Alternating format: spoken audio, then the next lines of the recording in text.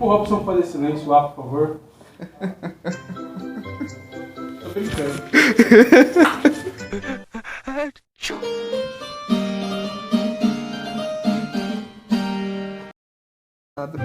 Toma uma pitadinha que daí coloca no começo do vídeo, ó.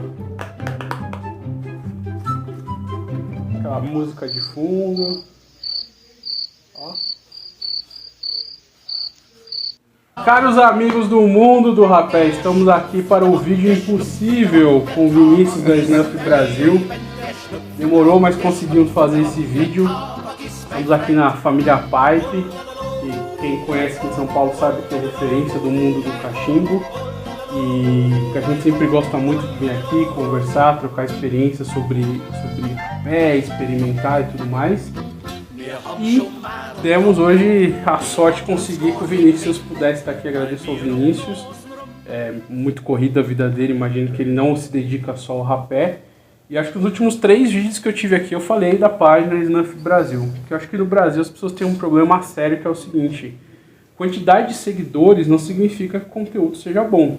E tem muitas páginas, posso mencionar aqui até, por exemplo, a do Mr. Pipe, que são páginas que se dedicam não a produzir nem a vender algo, mas a construir conteúdo sobre algo. Eu acho que as pessoas deveriam valorizar mais esse tipo de página, porque se a gente quer partir de algo, a gente tem que ter a referência, né? Não, eu concordo. Primeiramente, sempre um prazer estar aqui no canal da Império do Brasil, apesar dos pesares aí.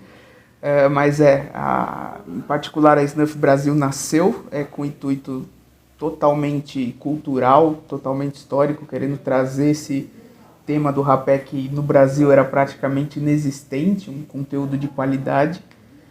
E é uma vertente, assim como o Mr. Pipe, assim como outros protagonistas que trazem o tema histórico do tabaco, seja o rapé, seja o cachimbo, até o charuto. São vertentes que a gente sente falta e tem que levar como referência de certa forma. Eu falo com certa humildade, porque não acho que é um trabalho excelente, acho que tem muito a melhorar, porém é um trabalho que faz a diferença para quem principalmente está começando. Você começou no rapé por causa de alguém que produzia conteúdo, que era o professor. Sim. Não comecei por causa dele, o Griffiths, eu comecei antes, mas eu tive um grande desenvolvimento quando eu comecei a ter contato com o conteúdo que ele produzia, com as conversas no grupo que a gente tinha muito tempo atrás, antes dele falecer. Quem não sabe a história do professor Philip Griffiths, é isso? Tá certo. E tem um post na página do Vinícius sobre ele, tem um post bem simples na Império do Brasil também. Por quê? Porque foi uma das primeiras pessoas a produzir conteúdo, a primeira mesmo, hein? Na época que tinha site HTML. Exatamente. Pra pessoa. E ele morreu nos anos 2000, não foi? Acho que 2004. 2004. Mas ele Ou 2009, desculpa. Acho que foi por aí. Foi nos 2000. Mas foi 2000, era antes de 2010. Uma pessoa muito antiga, né? Muito antiga. Ele já, quando eu conheci... Nos anos 40 já era professor de Quando eu filosofia. conheci, ele já era um senhor. Não conheci pessoalmente, foi virtual, mas ele já era um senhor já. Conheci nos últimos anos de vida. Ele já tinha parado de postar efetivamente no site que ele mantinha, mas ele era muito ativo nas redes sociais. Na época já existiam alguns grupos sobre rapé. Ele se destinava muito a falar apenas sobre rapé, apesar de consumir outras vertentes de tabaco. E foi o primeiro, assim, na internet foi o primeiro a querer divulgar, querer ter essa iniciativa de falar sobre rapé. E muito desse conteúdo que ele trazia, que você traz também, muita coisa, você produz, né, você escreve, mas muita coisa é traduzido também, você tem esse trabalho de pegar lá fora, né? Sim, a referência principalmente é lá fora, você não vai encontrar conteúdo em português. Que eu acho que isso é uma dificuldade, que eu sempre trago assim, a gente ficou sem referência de rapé, praticamente desde quando o rapé sumiu ali, quando veio a República, por isso Império do Brasil, que as fábricas foram transformadas em fábricas de cigarro.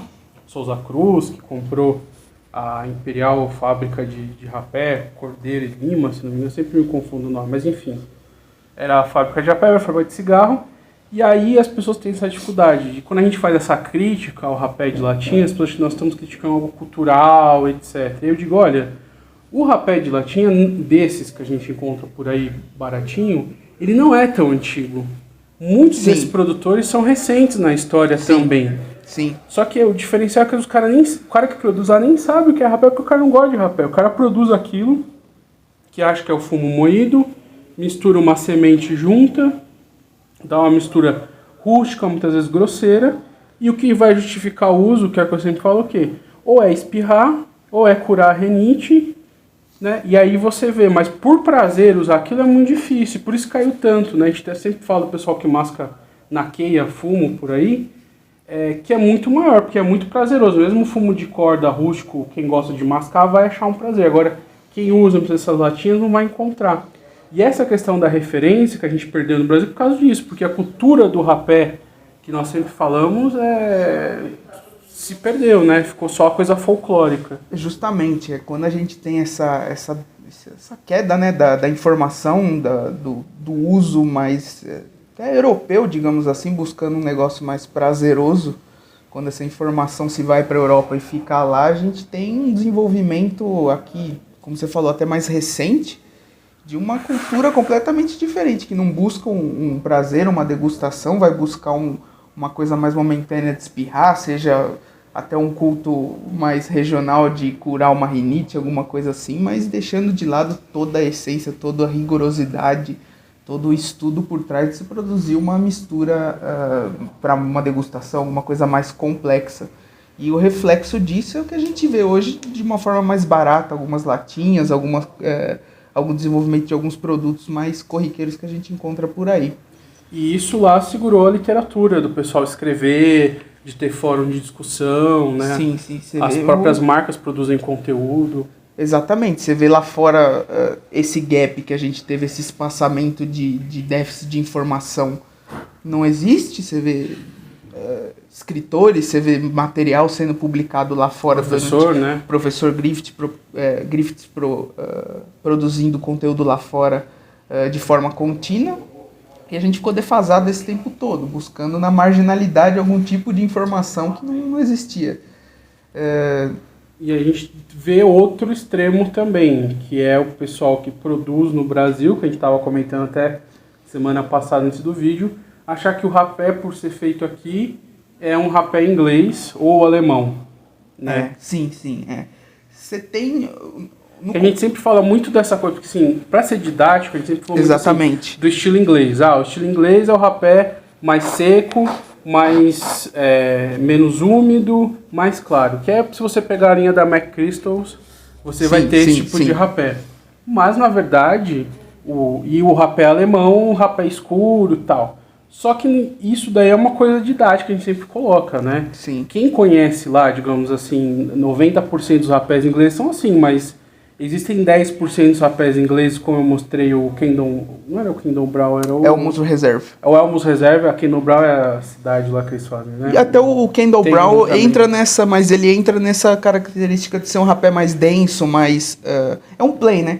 Porque na realidade é isso mesmo, a gente colocou o rapé inglês numa forma didática de falar, tá, ele é um pó mais fino, mais seco, mas dentro do rapé inglês a gente tem influência de várias outras culturas que trazem diversas texturas para rapé. Então você vai ter o toast, que ele pode ser fino, mas ele vai ter uma característica tostada que veio da Irlanda.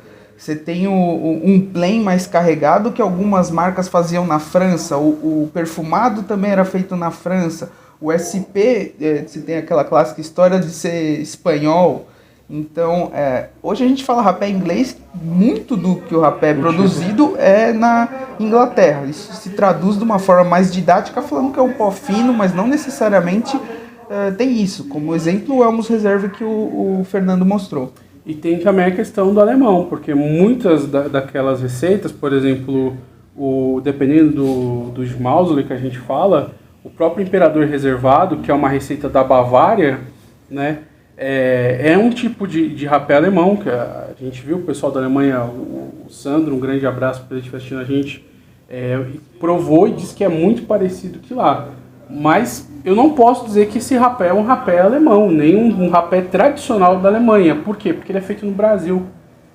Se a gente passar uma peneira, a gente vai ver que o que define se o rapé é alemão ou brasileiro é onde é que ele é feito, não é onde é que Justamente. Eu não posso ter cidadania de outro país, mas nasci no Brasil, eu sou brasileiro até né? E isso se traduz, até mudando, mas depois eu volto um pouco ao tema, na característica do seu rapé. Você tem influências alemãs, você tem influências inglesas em alguns rapés da linha, mas trazendo, de certa forma, uma característica, uma personalidade sua, brasileira. Eu vou elencar aqui um que me veio na cabeça instantaneamente, que é o Imperatriz. O Imperatriz, você tem uma textura ali de rapé que tende a um rapé inglês, um rapé mais fino, só que uma aromatização completamente brasileira, completamente inovadora. Isso você não vai encontrar em nenhum outro rapé do mundo.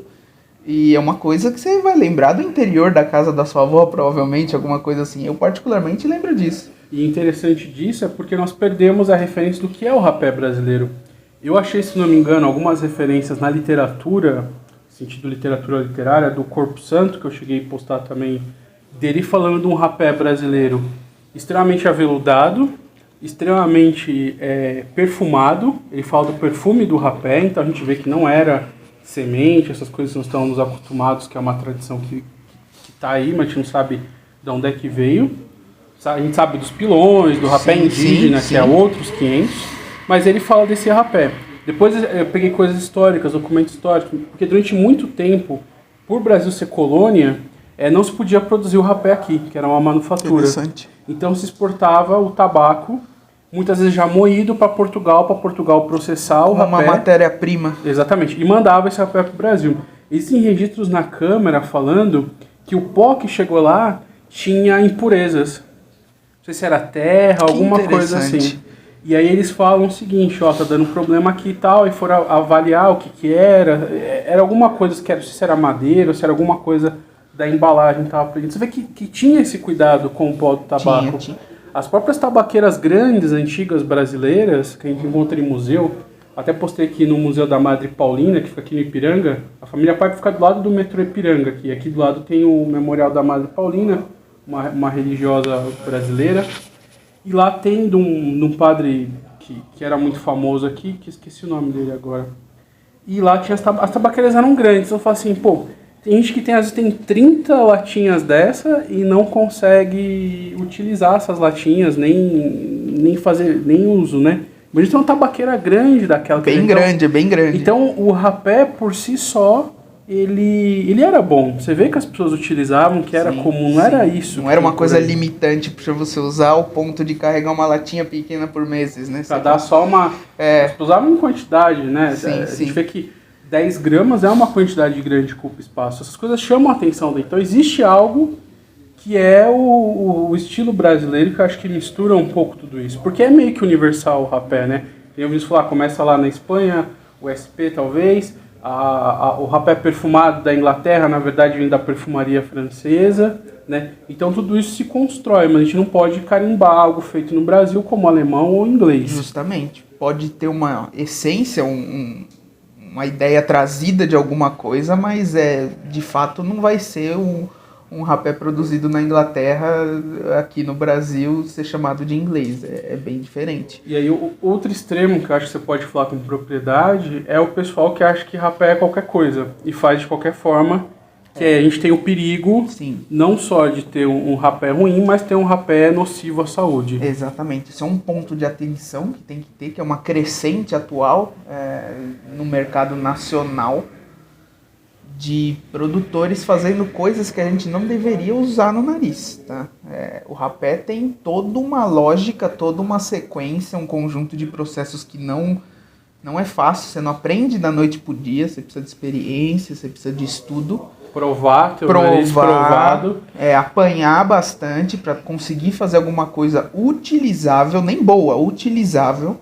Porque teve casos, né? Teve casos, e o problema que eu vejo é que eles correm não reclamando pro produtor, mas pede ajuda para quem tá, justamente no começo do vídeo a gente falando de quem tá produzindo um conteúdo sem forma lucrativa, e a gente simplesmente não tem o que fazer. A hora que a bomba estoura, vão pra você, Vinícius, me socorre aqui. E eu não tenho o que fazer, infelizmente eu não sou médico, eu posto na página o que eu acredito, o que eu acho que é bom, e infelizmente eu não posso blindar todo mundo de um rapé ruim. E a gente começa a ver esse discurso que a gente estava falando, questão de controle de pH, controle disso, controle daquilo. Isso é muito relativo, porque O pH, como eu até falei lá, é uma questão de íon no líquido, né? O rapé não é líquido, você não consegue medir pH, a não ser em laboratório, de algo que é sólido. Ainda mais do rapé, que tem uma essência oleosa por trás, você vai ter problema com esse pH, porque não vai dissolver na água.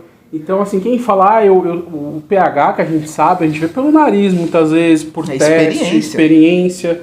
Então, eu meço pH. Como? Você não consegue botar uma fita de pH ali dentro e resolver o problema tão simples assim. Justamente, o pH não é uma coisa, assim, no rapé é uma coisa empírica que você vai saber por receita, que você vai saber porque você já fez. E o controle existe antes de saberem que tinha pH, né? Exatamente. Porque o rapé tem 500 anos Exatamente, de antes da escala de pH ser instaurada, a escala que mede o íon de hidrogênio no soluto, você tinha noção de que você precisava de um rapé um pouco mais alcalino para não ser agressivo. Porque a experiência básica que eu falo, pega um soro fisiológico, coloca no nariz.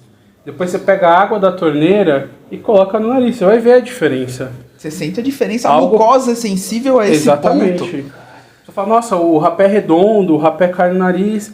E a gente vai... Não sente arder, você sente um gotejamento mais suave, mais aveludado, justamente por causa desse ajuste bem feito.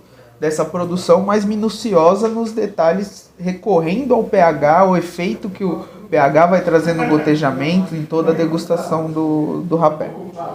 E outro extremo também, questão de umidade. O pessoal fala, não, umidade 100% controlada. Isso é outro mito, porque assim, eu sempre parto de algo. O tabaco em si, ele já tem uma umidade própria. Se eu adicionar 10, 20% de umidade, né? Se eu colocar um umidor de charuto ali, o controlador, para ver a umidade, também não vai dar certo. Por isso que o rapé, quando ele perde as características dele, ou seja, ele seca ou ele fica úmido, é quase impossível recuperar. Justamente. Porque isso vem com a experiência na hora de preparo e depois para refazer isso é muito difícil. Na questão porque vai virar uma meleca, por isso assim, rapé estragou. Estragou, né? estragou. Como eu falei, tem vários para estragar. Pode perder o mentolado, porque ficou aberto, você vai poder usar, mas não vai estar mentolado. Ele pode ficar mais seco, vai incomodar um pouco mais, mas você pode ainda utilizar. Mas agora assim, eu já tentei recuperar rapés que eu tinha ingleses, SPs. Não dá. Você vai mudar a textura, você vai mudar a perfumaria, não tem como, tá? Perdeu, ou você tenta ver se consegue utilizar. Se não tiver experiência, eu não recomendo utilizar alguma coisa que foi modificada, mas perdeu. E esse negócio de controle da umidade é um ponto bem variável, né? Bem vago. Vira um discurso, né? A gente controla. Controle em relação a quê? Você está fazendo um rapé toast, você tem que controle? Você está fazendo um plain, você tem que umidade? O controle da umidade vai depender do que você está fazendo. Não é um rapé controlado pela umidade, não faz ele ser pior, melhor, não tem relação. Você tem que ver a receita que você está fazendo. E essas coisas da receita, incluso, as pessoas acham que assim, fala a receita, o que vai, o que não vai. E é complexo, porque você tem perigo de ser copiado, a todo momento a gente é copiado, e as cópias acabam dando errado, saem ruim. Mas tem o caso clássico da Wilson of Sharon, que comprou a Friburg Taylor. Sim. E falou, a gente não quer os maquinários, a gente quer só as receitas. Sim.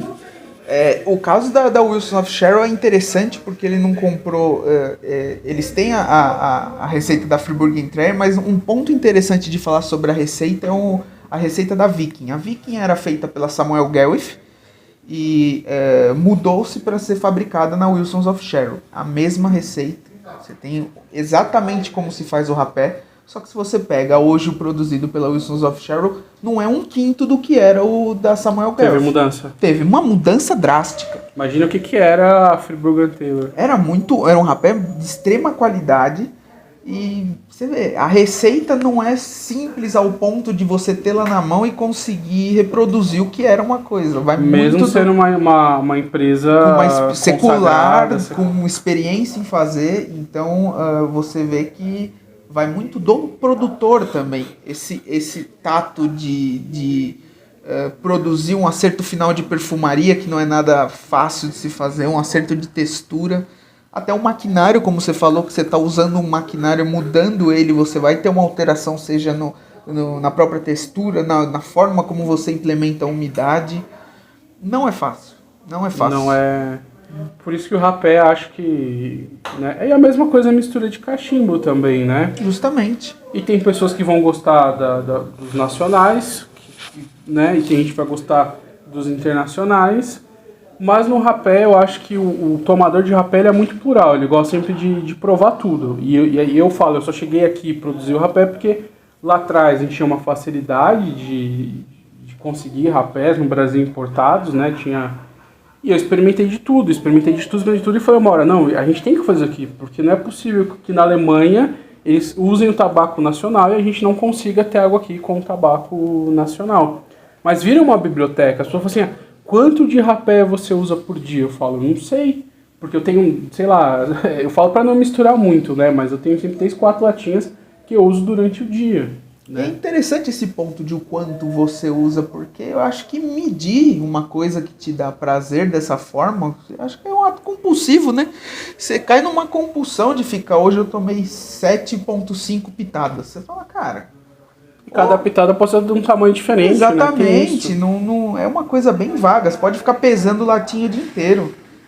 Aproveita com bom senso, que é a melhor forma. E as pessoas têm meio que esse medo, né? Até a gente vai fazer, acho que o próximo vídeo a gente vai gravar um vídeo sobre respondendo as perguntas, né? Rapé dá câncer, rapé dá isso, rapé daquilo. Assim, a gente sabe que é uma forma segura, tem estudos mostrando isso, etc. Mas se você quer usar algo, tem que assumir risco. É igual beber Coca-Cola. Coca-Cola dá câncer. Um estudo médico não é evidência. Eu vou trazer isso. Tem estudos médicos que falam, rapé não dá câncer, causam tal e tal situação. Mas estudo médico não é evidência, né? Geralmente quem usa rapé fuma, quem fuma também às vezes já usa rapé, quem masca fuma também. Então assim, não dá para isolar o ser humano como algo único e falar que decidir que foi isso ou aquilo. Estatisticamente, você vai ver um estudo desse, você tem uma amostra estatística ali no meio. Então, como o Bodini falou, você não consegue separar o fator de risco ali. Você tem uma amostra de população que já é muito pequena, quem usa rapé hoje em dia, para você fazer esse estudo. Geralmente está associado com os outros usos de tabaco. Então fica difícil... E mesmo os outros usos já tem métodos falando que é seguro, o charuto saiu do FDA. É muito ambíguo hoje em dia você conseguir fazer um estudo... Foi demonizado, né, o tabaco, e quem vai fazer estudo médico não vai querer pôr a cara a tapa para falar, não, é fantástico, é ótimo. Sim, tem esse ponto também que você não tem estímulo nenhum, né, para fazer. Muito pelo contrário, você tem o desestímulo para se fazer pesquisa voltada a esse tema. Então, um dos estudos da Alemanha era por telefone, pra você ter uma ideia que eu peguei. Você falou. E no Brasil, o que acontece? Como o fumo de mascar lá chama snuff também, né, o fumo de salivar, tem estudos no Brasil que o médico não teve a capacidade de entender que havia diferença entre rapé e o fumo de mascar. E o cara mistura tudo lá no estudo como se fosse a mesma coisa. Aí o cara fala que o rapé nasal dá câncer na sua gengiva. Por quê? Porque a referência é outra. Você tem o corte, né, Ou tem aquele do professor Griffin lá também, que ele coloca do cara que teve câncer no ouvido. Esse eu não vi. Usando o rapé, que ele coloca lá no começo da parte, o cara enfiava rapé no ouvido. Durante 20 anos ele teve uma... Pelo amor de Deus. Foi uma escamação, que ele teve um no problema ouvido? sério. No ouvido. Na Índia eles usam um rapé... Oral, na gengiva, mas é o mesmo rapé que vai pro nariz. Ou não, né? No Paquistão tem aquele rapé mais grosso. Você tem na Ásia você tem um uso de rapé um pouco peculiar. Na Índia se usava muito rapé oral, então você se desenvolveu o white snuff, geralmente era usado como rapé oral. Viu-se que ele ia bem no nariz e foi-se todo um mercado levado do white snuff para o nasal. Mas o uso na Índia é muito maior oral de rapé. Na Ásia, se você levar um pouco mais para a China, até para o Japão, você tem um uso de rapé sem tabaco, mas feito com folhas, um negócio mais herbal. É um pó de ervas, talvez pode se denominar de uma forma mais precisa. Então você não tem o tabaco, mas você tem um monte de ervas em pó para se usar no nariz. O que você comentou no Paquistão, no Oriente Médio, você tem o Naswar. Naswar é um preparado aí de tabaco verde, que se usa oral ou nasal. É bem carregado em nicotina. E se tem estudos falando também que ele é agressivo no oral tanto quanto o fumo de mascar tradicional, o dip americano. O mercado indiano também de rapé é uma coisa à parte, né? Você tem desde do rapé mais refinado até os mais... O mercado indiano ele é, digamos, bagunçado, assim, né? Porque você tem muita influência da Inglaterra, que aí da Inglaterra vai trazer influência francesa, como a gente já comentou, influência de toast. Então na Índia você tem uma versão do toast indiano, você vai ter uma versão do floral indiano trazendo coisas regionais. E em contrapartida, a produção também é muito levada para esse lado da Asa herbal que eu comentei. Então você tem linhas do indiano trazendo mais pro herbal. Em contrapartida, dentro da Índia você também tem a produção para o mercado interno, que aí vai para o oral indiano, vai para o extremamente incensado com os black snuffs. Então a Índia é um lugar que se produz muita coisa diferente, muito tipo de rapé diferente e bem bagunçado, né? Uma coisa bem... Tem qualidade, se pegar algumas marcas tem uma qualidade bem bacana, mas é um nicho bem bagunçado de referência ali. Estou aqui como o imperador reservado, tomando algumas pitadinhas durante essa aula fantástica do pai do Vinícius. Então assim... eu acho que... É um prazer estar aqui conversando com o rapé. Ele tá muito ligado, incluso lá naquele vídeo que está aqui no canal, daquele inglês que mostra a fabricação e tudo mais, a quem faz o rapé. Não existe receita de bolo para fazer rapé. Não existe receita de bolo, isso... Que as receitas são ultra secretas, como a gente falou desses casos aí das fábricas que compraram. Tem que tomar cuidado, porque rapé não é qualquer coisa, né? E isso é uma coisa que o Vini sempre fala, não adianta ralar fumo de corda. Apesar de eu achar assim que o fumo de corda ralado, ele é mais próximo de um rapé do que muitas vezes de latinha. Eu acho que varia muito da corda. Não, sim, se você pegar uma corda pura, que não tem mel, não sei o que, por quê? Porque é um tabaco que está torcido, está fermentado, etc. Nesse sentido. Eu concordo que vai ter mais qualidade de tabaco, porque ali na latinha você não vai ter muita referência do que tem. Mas dá ruim também, que você acompanha o caso de dá ruim. Em ambos casos, se não tiver um controle decente, vai dar ruim. Mas o que você falou é interessante. Como na latinha, dependendo da latinha, você não vai ter muito...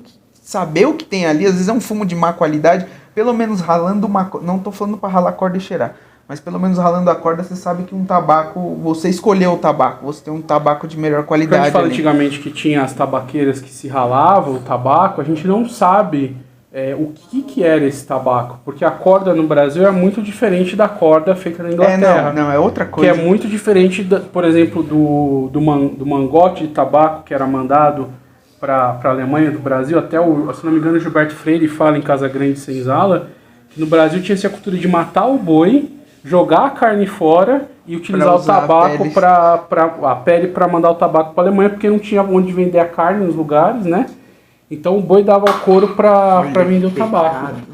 E essa forma que ele era torcido, que a gente vê, é muito diferente também. Parece um rolo também. Sim. Mas é muito diferente, porque os açúcares liberados, os processos de produção... Querendo ou não, a pele ali vai dar uma composição diferente para uma coisa que... E a fermentação alemã é algo assim que... Gente, é muito difícil a fermentação alemã. A gente faz a fermentação rápida, que deixa o tabaco mais escuro, libera mais nicotina, mas a fermentação alemã, que tem claro também, que foi o que a gente mostrou, os rapés claros alemães, é uma fermentação longa, é um processo, se não me engano, chama exotérmico, né, que tem liberação de calor no processo, e é uma transformação lenta, que precisa-se de um conhecimento muito grande. Não é só jogar que foi amoníaco no tabaco, o pessoal joga, etc. Tem uma bagunça aí, né, de querer produzir uma coisa que rápido, do nada, essa crescente de produção de produto duvidoso, vamos colocar assim, que usa de um marketing meio extravasado para tentar dar um pouco mais de ênfase no Duque, que foi o primeiro, a gente nunca colocou o Schmauser na latinha, tá fermentado. O imperador que segue essa receita da Bavária reservado não tá imperador reservado por causa desse cuidado, né? Porque não é um rapé alemão, porque é feito no Brasil. Interessante isso. Essência própria, né? Eu acho que é até mais bonito. Você pode ter influência, mas está fazendo uma coisa que é sua, é única. A gente caminhar por esse caminho e ter essa segurança. A gente está no mercado vai fazer quase 3 anos e a gente conseguiu algo, acho que no Brasil assim havia esse buraco. É bom para os tomadores que tenham mais marcas, agradecemos, que façam um rapé de qualidade. O mercado tá aí, as pessoas podem provar, vão provar.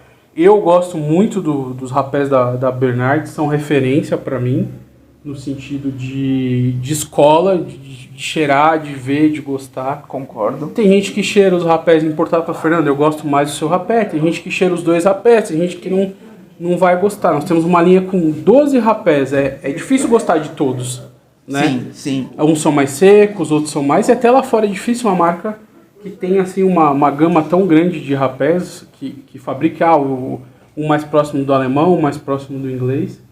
E isso a gente tenta fazer porque não tinha esses rapés para as pessoas terem essa visão do todo, né? Sim, sim. Essa gama, você vê que o Império do Brasil, ela tá abrangendo muitos estilos de produção.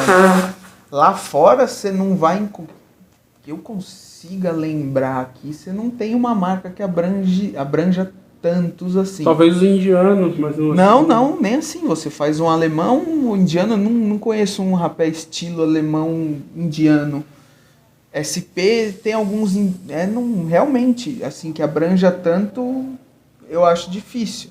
Lógico, você vai ter mais variações, olhando por quantidade. Você não vai ter as nuances, não vão só ter profundas. Sim. Que nem você comprar um rapé da McChrystals e provar um da Bernardes, né? Você vê a diferença ali, é profunda. Se você provar talvez o Reis e o Princesa, que é estilo SP, você vai ver a diferença, mas não vai ver isso tão vincado ali como seria se viesse de fato do outro país. Você tem uma diferença abrupta ali querendo ou não, abrangendo vários estilos. De produção, de essência, de resultado final, você vai ter vários estilos dentro da Império do Brasil. E a gente conseguiu fazer coisas que lá fora são raras às vezes, né? Por exemplo, o rapé de lataquia. Eu vou ser freguês aqui, o rapé de lataquia é o mais lataquiado que eu conheço. Acho que tem 3 lá fora que eu vi. Um que talvez tem bem claro lataquia, que é aquele preto. O Paul Gothard. É esse? Acho que é. Tem esse que o nome é lataquia. Eu provei e assim, não tem um oitavo, um décimo, 10% de lataquia do que o seu tem. Eles reservam lataquia. Você tem um defumadinho no fundo ali, mas o lataquia... Tem um Madras, que é o toast indiano, que eu até comentei que vai lataquia, mas não chega perto da quantidade de lataquia, do resultado final que tem o sabor do Ipiranga. Para quem gosta de defumado mesmo. É um defumado. E é um rapé especial, 200 anos de independência do Império do Brasil. Justamente. Então tinha que ser especial. E muita coisa disso do tabaco, do rapé, ele ganha características novas no processo, que é muitas vezes ao contrário do fumo de cachimbo, que ele é processado antes e aí você tem essa mistura no final. O rapé ele tem muito mais isso, por isso que o processamento é tão importante, não é só misturar o tabaco com o tangue, com a essência de vela da avó, que eu brinco, e botar um cheirinho, né? Porque tem que ter essa combinação da base com o aroma. Se eu pego o tabaco e ponho aromatização de comida, que é muitas vezes que acontece com tabaco de cachimbo, se não me engano no livro do Ranieri, lá ele fala sobre isso no Brasil, você não vai ter a mesma composição. O rapé não é pó de tabaco aromatizado, não é pó de tabaco, é um processo que... Até o sem tabaco, né? Até o sem tabaco que tá vindo aí no Império do Brasil, eu tive a oportunidade de provar hoje, quando a gente tá fazendo a gravação do vídeo. Tá pronto ainda. Vai surpreender aí pra quem gosta de um rapézinho mais leve, de uma coisa sem tabaco, mentoladinho, não tá um mentolado bem pungente, assim, bem agradável. E eu acho que vai surpreender. É um rapé aí, pra quem gosta de um rapé sem tabaco, uma boa pedida. E o rapé é um companheiro, né?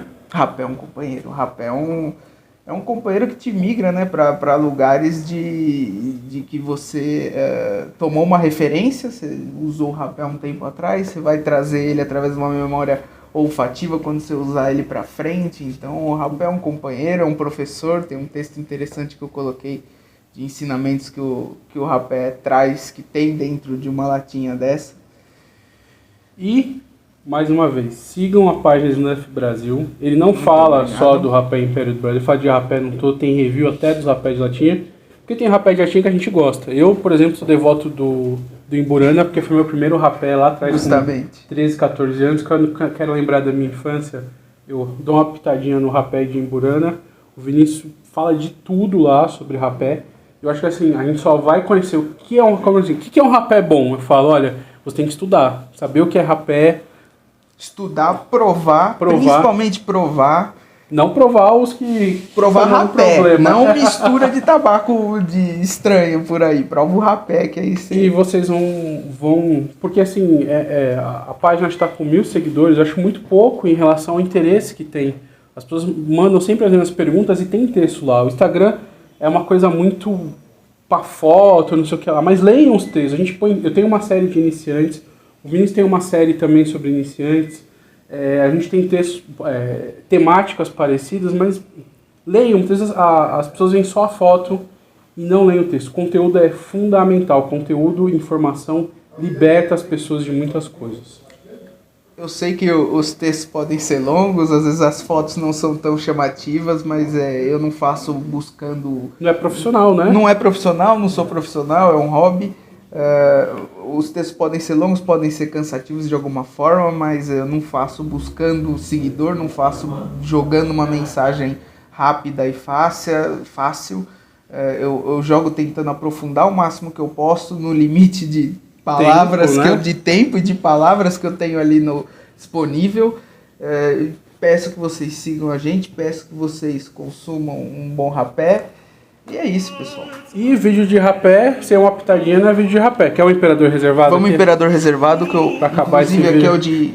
Não vou falar qual que vai lançar aqui, mas vai sair o vídeo de lançamento, é o que eu já tô provando aqui. O Vinícius falou, vídeo de rapé, sem rapé. Deixa eu pegar uma pitadinha aqui pra mim também. Dividindo. Vídeo de rapé sem uma pitada, mas vídeo de rapé. Obrigado, pessoal. Vou deixar as informações da página do Vinícius aqui embaixo para vocês seguirem. Vem lá o conteúdo, se tiver dúvida o Vinícius responde também com o tempo e tudo mais. E é isso, pessoal. Muito obrigado. Até o próximo vídeo. E provavelmente vai ser com o Vinícius de novo. A gente vai fazer respondendo as perguntas que vocês mandaram pra gente. Um abraço, pessoal. Até mais. Tchau, tchau. Tchau, tchau. Meine Freund, ich schnauf, Tabak, schnupfe oft mal durch den Tag, Stunden, 3 Pfeifen, 1 Stunde, 3 Pfeifen.